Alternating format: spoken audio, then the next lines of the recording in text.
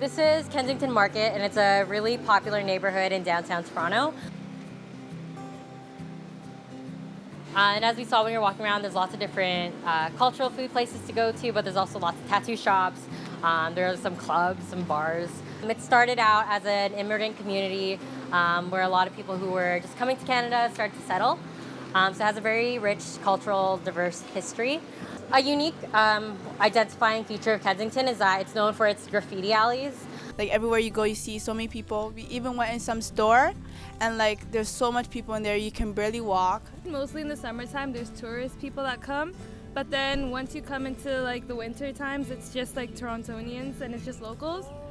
There is like a association. They are from Vietnam, like a social group for people of any age.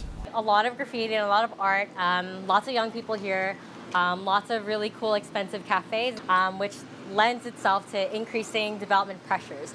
In many places, the recycle is not doing very well because they are mixing the garbage, like putting the composting with the recycle and everything together. The culture here is very high because when we walk, we see different type of restaurant. Like I seen like this Mexican one that sells empanadas.